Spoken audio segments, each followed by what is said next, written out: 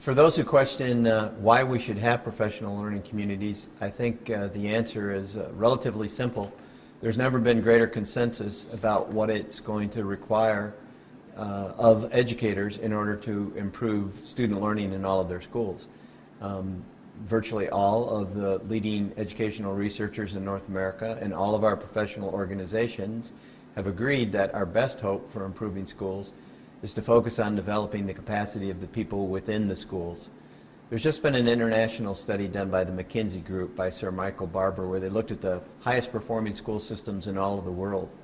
And they said that the one thing that those systems had in common was an understanding that a system can only be as good as the people within it.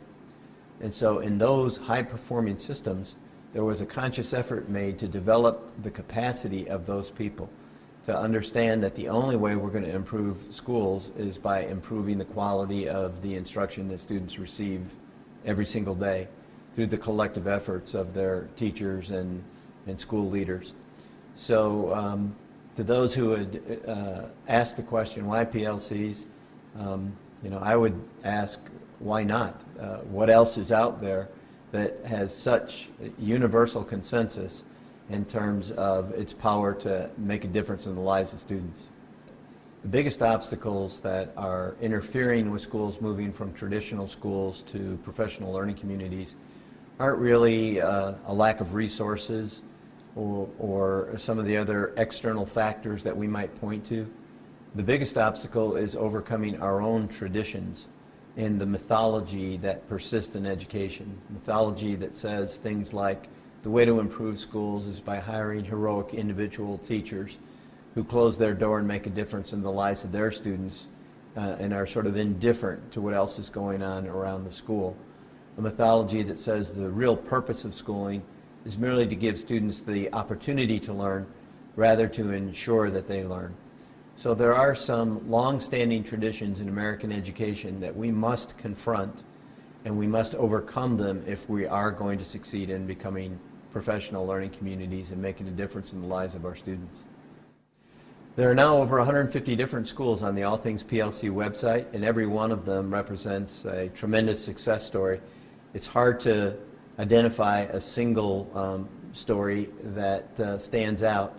But if I had to pick one, I would probably go with the school district in Sanger, California, which is one of the first districts in California to go into program improvement and come under state sanctions. Led by the superintendent, Mark Johnson, who was recently named the National Superintendent of the Year by AASA, the district began to implement the PLC process district-wide. They adopted a mantra of no blaming the kids. What can we, the educators, do in order to create the conditions that will help our students learn at higher levels? There were certain things that were expected to happen in all of the schools. Teachers were expected to collaborate, to develop a guaranteed curriculum, to monitor student learning through common assessments, to have plans of intervention when students were struggling, and to have all of the educators throughout the system help one another learn in order to be more effective in whatever their respective responsibilities were, whether it was teaching or leading a building or leading the district. The results have been nothing short of phenomenal. It's one of the highest achieving districts in California in terms of the progress that it's made over the last 4 or 5 years.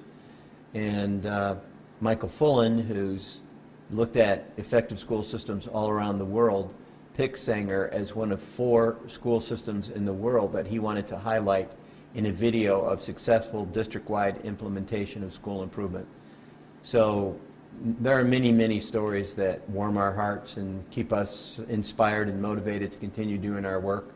But Sanger is one that's particularly touching. They have over 80% poverty, 80% minority, and yet every year student achievement is improving in that district, in every school in the district. It's a wonderful story.